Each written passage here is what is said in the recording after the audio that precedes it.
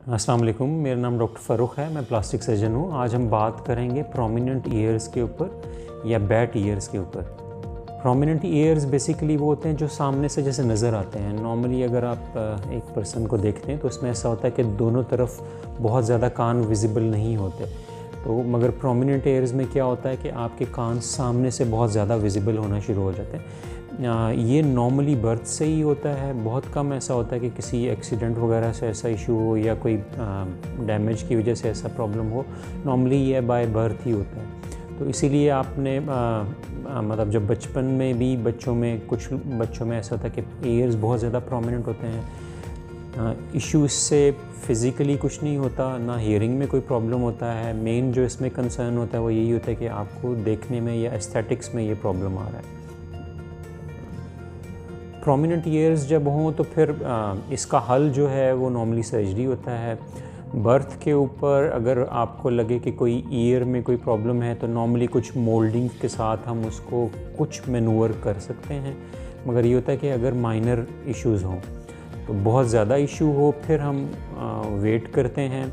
Normally जो year की growth है बच्चों में वो 6 ईयर्स पे कंप्लीट हो जाती है। तो उसके बाद अगर कोई भी ईयर की सर्जरी करनी है तो हम कर सकते हैं। जैसे ख़ास तौर पे जो प्रोमिनेंट ईयर्स हैं, अगर बच्चों में ये प्रॉब्लम है, ख़ास तौर पे ऐसे जैसे स्कूल में बुली हो रहे हैं या कोई उनको जो बाहर आउटडोर में ये प्रॉब्लम हो रहा है, दूसरों को फेस करने में प्रॉब्लम हो रहा है, तो ऐसे बच्चों में नॉर्मली 6 ईयर्स के बाद हम सर्जरी कर सकते हैं। वरना ये रिकमेंड करते हैं कि आप जब बड़े हो जाएं, 18 से ऊपर हो जाएं, फिर ये सर्जरी हम करें। अगर ये हम सर्जरी करें तो फिर हमें फुल एनेस्थीसिया में करनी पड़ती है।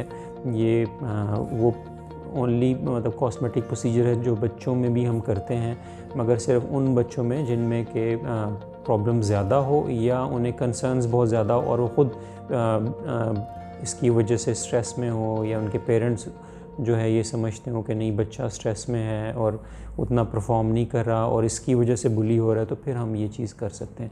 वरना अदरवाइज़ ये होता है कि हम एडल्ट एज में करें या 18 के बाद करें, फिर नॉर्मली ये होता है कि लोकल एनेस्थीसिया में हम ये परफॉर्म कर सकते हैं। ऑटोप्लास्टी के लिए एनेस्थीसिया जैसे मैंने अभी बताया आपको कि बच्चों में हम अगर करें तो जनरल एनेस्थीसिया में करते हैं और बड़ों में नॉर्मली लोकल एनेस्थीसिया में करते हैं। लोकल एनेस्थीसिया का मतलब ये होता है कि सिर्फ ये एरिया नम होगा, आप जाग रहे होते हैं मगर पेन नहीं होता, तो फिर हम ये सर्जरी परफॉर्म कर लेते हैं। ऑटोप्लास्टी सर्जरी जो है वो बेसिकली 1 to 1.5 आवर का प्रोसीजर होता है। उसमें होता ये है कि हम कान के पीछे से एक तो पहले नम कर लेते हैं, फिर कान के पीछे से कट होता है। सामने से स्कार्स नहीं होते, ना कोई कट होता है, तो पीछे से कट करके और कार्टिलेज को हम बेसिकली जो अनफोल्ड हुई थी उसे फोल्ड करते हैं। और कुछ जगहों पे ये होता है कि आपका जो सेंटर पार्ट होता है जहाँ पे आपका ये एक्सटर्नल एयर की ओपनिंग है, तो वो एरिया या ऐसे वो काफ़ी बड़ा होता है कार्टिलेज वहाँ पे ना, तो उससे फिर हम ट्रिम कर लेते हैं साइज़ में। तो ये चीज़ जो है ये लोकल एनेस्थीसिया में होती है। स्टिचेस आते हैं, कुछ इंटरनल होते हैं, बाकी जो स्किन पे आते हैं वो एब्जॉर्बेबल होते हैं, वो निकालने नहीं पड़ते। हाँ, सर्जरी जैसे मैंने बताया 1.5 आवर की होती है। आप सेम डे घर चले जाते हैं। केयर होती है फॉर अ वीक, आपकी मैक्सिमम केयर होती है। उसमें फर्स्ट वीक में ड्रेसिंग होती है। उससे ये होता है कि ये आपका ताकि एरिया कंफर्ट में रहे। शुरू में स्वेलिंग आने का ख़दशा होता है, थोड़ा सा कान के सामने वाली साइड पे ब्रूजेज़ आते हैं, वो नॉर्मली 2 वीक्स में सेटल हो जाते हैं। और ड्रेसिंग इसलिए होती है कि स्वेलिंग को प्रिवेंट कर ले। दूसरा जो मेन एहतियात आपकी होती है वो स्ट्रेट लेटने की है, करवट आपने नहीं लेनी, तो ये आपकी एहतियात है। और डायरेक्ट टच करना या बहुत ज़्यादा उसको मूव करना या उसके ऊपर प्रेशर आना, ये चीज़ें आपने अवॉइड करनी होती हैं फॉर अ मंथ। स्टिचेस जो हैं वो जैसे मैंने बताया अब्जॉर्ब हो जाते हैं। 1 वीक के बाद हम ड्रेसिंग ऑफ कर देते हैं, फिर उसके बाद कोई इसी चीज़ की ज़रूरत नहीं होती। हाँ, अगर आप को कुछ लोगों में ऐसा ज़रूरत होता है कि बहुत लाइट जैसे हेड बैंड होता है वो एडवाइस कर देते हैं, मगर सब में नहीं। तो वो ये होता है कि जस्ट इसको होल्ड करने के लिए।